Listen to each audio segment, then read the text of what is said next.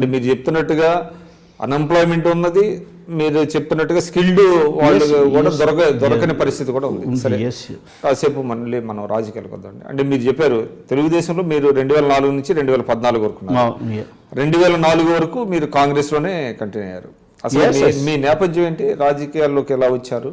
కాంగ్రెస్లోకి అంత స్థాయిలోకి వెళ్ళడానికి ఏది దోహదపడింది? నేను ఫ్రాంక్గా చెప్పాలంటే అసలు పాలిటిక్స్లో మా ఫ్యామిలీలో ఎవరు లేరు except my brother is a trade union leader. మేము ఒక విద్యార్థి నాయకుడుగా మాకు ఎన్ఎస్ఏలో మేము అప్పుడు డాక్టర్ శ్రీధర్ గారు ఉండే, వారు అప్పుడు ఎన్ఎస్ఏ డాక్టర్ శ్రీధర్ రెడ్డి కాదు, శ్రీధర్ అని ఇంకో అతను బ్రాహ్మణ్స్ వాళ్ళు.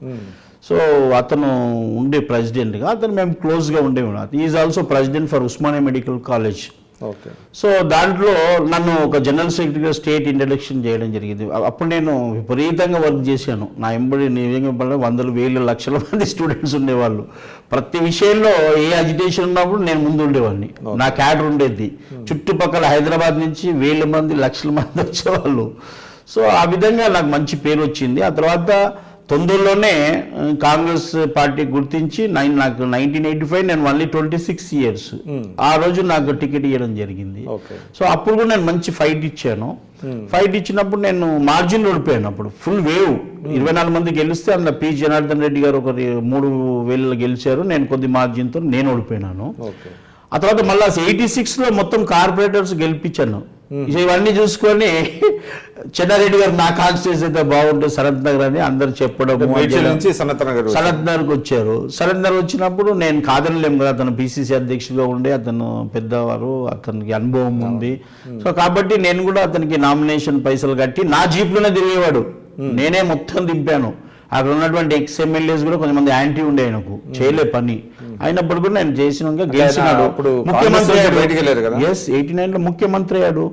ముఖ్యమంత్రి అయినాక అంటే చెప్పకూడదు కానీ ఇదే పొంగులేటి సుధాకర్ రెడ్డి, మేము ఆయన ప్రెసిడెంట్, నేను జనరల్ సెక్రటరీ. పొంగులేటి సుధాకర్ రెడ్డి ఈ గుడ్డోళ్లకు కుంటోళ్లకు టికెట్ ఇచ్చేసి అది చేసి అన్నోళ్లకు చెన్నారెడ్డి గారు అతనికి చైర్మన్కి ఇచ్చాడు.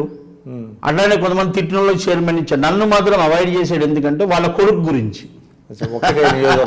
సేమ్ నియోజకవర్గం వాళ్ళ కొడుకుని డెవలప్ చేయాలి శశిధర్ రెడ్డిని అని నన్ను కొంచెం దూరం జరుపుకుంటా. అదర్వైజ్ నేను I'm very close to their family before and used to like me anything. నేను ఎవర్ ఐఎమ్ నాట్ పైరికార్ ఆర్ నాట్ దిస్ థింగ్. అంటే అప్పటికే వాళ్ళ అబ్బాయి రాజకీయాల్లోకి వచ్చే ఉద్దేశం లేదనుకుంటా. లేదు, అప్పటికి లేదు. అసలు నాకు అసలు ఎవరో కూడా తెలియదు అప్పటికి. మేము ఎప్పుడైతే నామినేషన్ పైసలు నామినేషన్ వేస్తేందుకు వచ్చామో శశిధర్ రెడ్డి నేను ఆయన కట్టడానికి పోయినాడు. నేను నా చేతితోనే కడతాను, ముఖ్యమంత్రి అవుతాడు అని చెప్పాను. ముఖ్యమంత్రి అయ్యాడు. ఈ నెగ్లెక్టెడ్ మీ కొన్ని విషయాలలో ఛాలెంజ్ చేశారు. ఆ తర్వాత 94లో మీరు ఇప్పుడు రాజశేఖర రెడ్డి వర్గానికి వెళ్ళారా? పి జనార్దన్ రెడ్డి నన్ను కాంటాక్ట్ చేయమన్నాడు. ఇండిపెండెంట్ కాంటాక్ట్ చేశాను నేను. ఎక్కడ? సనత్ నగర్. అంటే కాంటాక్ట్ అంటే నామినేషన్ వేసాను. విపరీతంగా పబ్లిక్ నా దగ్గర. అప్పుడు ఎన్ జనార్దన్ రెడ్డి గారు ముఖ్యమంత్రి, పివి నరసింహారావు గారు ప్రధానమంత్రి. అప్పుడు ప్రెజర్ చేసేసి చెన్నారెడ్డి గారు లాస్ట్ మినిట్ నన్ను విత్డ్రా చేయించారు.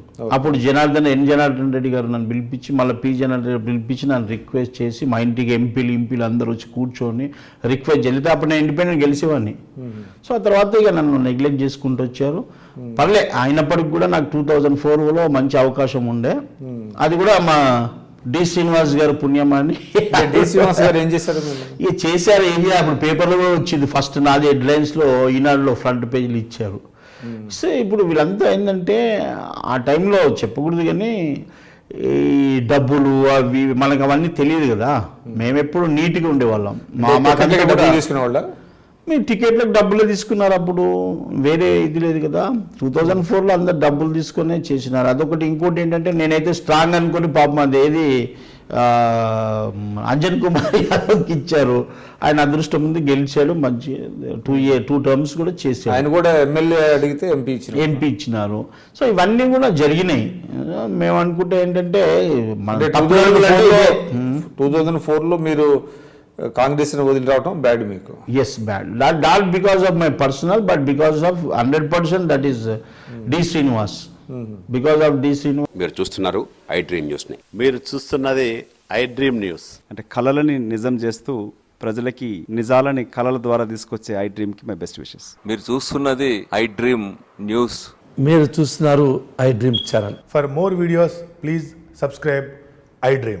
మరిన్ని వీడియోల కోసం iDreamని సబ్స్క్రైబ్ చేయండి. Please subscribe I dream. And I'm very much satisfied with the way interview went on. Kindly subscribe to iDream. For more videos, subscribe to iDream. and loads of fun entertainment and content. Do watch iDream.